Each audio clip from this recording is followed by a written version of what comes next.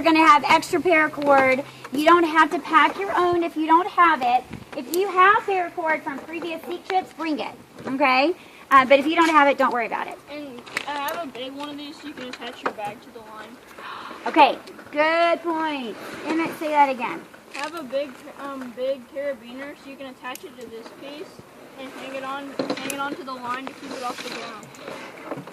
You guys hear that? All right, now who here doesn't have a large carabiner? You don't have a big one? You guys don't have a big one? Okay, I'm going to bring a handful of big ones Friday, and we're just going to give you one. The people that were in Seek last year got one, so we all know you have one. And those of you that don't, we'll make sure you get one Friday, okay? All right, Emmett, tell us what you have. I measured the blades. You're awesome. Okay, so Emmett's got a knife. This is an approved knife. Why is it approved? It's the blade's less than 3 inches. It's less than 3 inches, and what else? And it's foldable. And the blade folds in. Okay, no daggers. Okay, so the blade must fold in and no more than 3 inches. Okay. All right, now the rule with using knives. Do you ever like whittle or cut towards you? No way. Unless you have some sort of thumb protection, but you yeah. Bring that. General rule of thumb: don't ever do it towards you. Okay. The other rule of thumb. This is very common. Ben and I have seen lots of kids with slashes in their legs because they'll whittle on their legs. Okay? And you just don't think about it sometimes, but don't whittle on your leg. Okay? Whittle off of your leg. Okay? On the ground, towards the ground. Okay, any other thing, guys? I have trekking poles. They help. Okay, what? So, oh, sure. You want to explain what those are? Yeah. So it's basically like a hiking stick, but these ones are carbon fiber, so they're pretty light. And they fold out. So trekking poles, the general rule of thumb is that if you want to use hiking poles, if you have them, you don't have to have them. I don't even own a pair, okay? But they take off 1 out of every 10 average steps when you hike on a backpacking trail, okay? So they do come in really handy for long treks, especially if you have bad knees. And they make really, really light ones these days. So it could be a Christmas gift wish list thing. If you don't have them right now. But you don't have to have them, okay? A big stick when we get there will work just as well. That's right, or nothing, okay? And some of you guys will not have to use anything because you guys get to carry me and Miss Pruitt. Just kidding.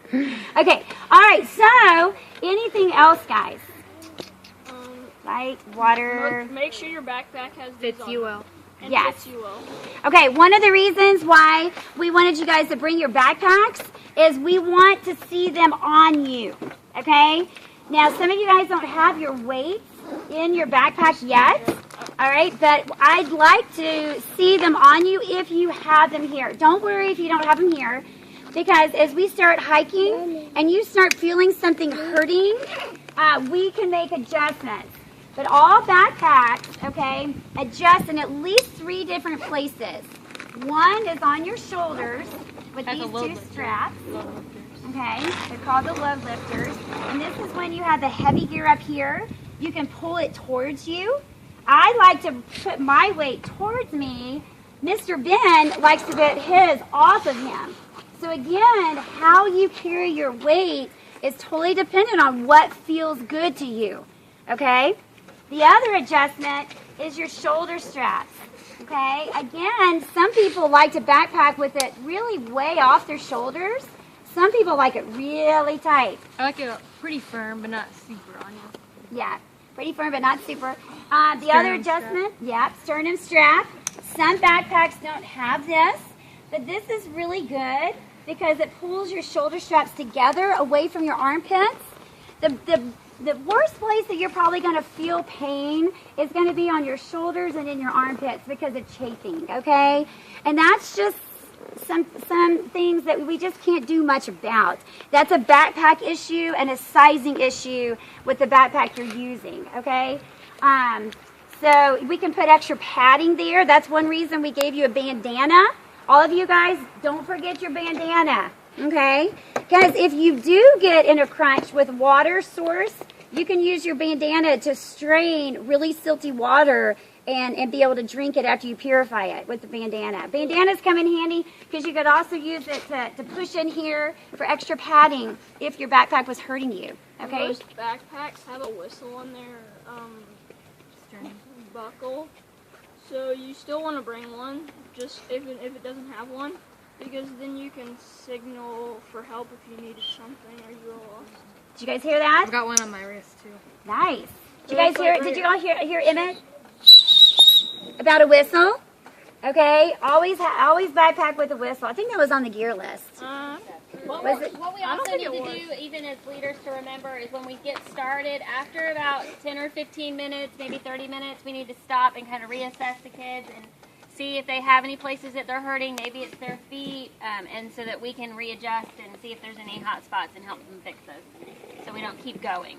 Yeah. And as kids, as you guys speak up too. You know, we need to work together as a team, and everybody. You know, if one person is weak, then the rest of us are weak. So we need to all speak up if we have a place that's hurting, whether it's our feet or our shoulders or whatever, and try to readjust and help each other out. So don't be afraid to speak up. Definitely, please do that. You'll have a really bad trip if you let something, a hot spot, what Miss Pruitt is saying, it's a burning sensation somewhere on your skin. If you're feeling that, as soon as you feel it, please tell a leader, okay? Because you do not want to hike too long with a really bad open blister, okay? All right? So, Speaking of that, let's try to remember to pack shoes that are not brand new. And you know, it's kind of, you know, if you Personal preference, but Oh, should we wear boots? I heard something about. It's good if you have hiking boots already. You know, it protects your ankles. My hiking boots were from college, and I went to put them on, and they dry rotted out. So I'm kind of at this point right now where I'm trying to decide: do I want to wear new hiking boots, or do I want to just go in my tennis shoes where I know that they're going to be comfortable and I'm not going to get blisters? So you kind of have to figure that out and be a good judge for yourself. But I would definitely suggest at least wearing tennis shoes. Don't wear the Chacos because they tend to not keep your feet as covered and safe. And we saw a couple kids get pretty bad blisters last trip. So pick shoes that you know are going to be comfortable because we're going to do a lot of walking. and speaking of that too, like, we're doing canyon hiking. Yeah. Okay? So in canyons, there's a lot of water at the base of canyons. Okay? Some of it depends on how much it's rained. All right? And what'll matter for us is how much it rains this week. Okay? But regardless, it's going to be a little bit mushier and muddier in the base of the canyons. And we're going to explore all 9 canyons at the bottom. So my suggestion, like Miss Pruitt, is to wear tennis shoes, okay, or hiking boots that are older that feel really good when they're wet, okay, because your feet are probably going to get wet. Yeah, okay. that was one of the comments that as I was reading and kind of checking out where we were going. Over and over and over, I heard muddy at the down in the canyon. It's very muddy. So like the big, I'm noticing right here, Ethan's boots right here. See these big, awesome boots? These are incredible boots, but these are probably not going to feel good wet, okay? Probably heavy wet. Maybe not, if you're used to it. And it all depends, again, on preference. If he's used to hiking in these wet, then I'm going to tell him go for it, okay? But it's a preference, but this is not the type of hiking that you're going to need really heavy-duty hiking boots, okay?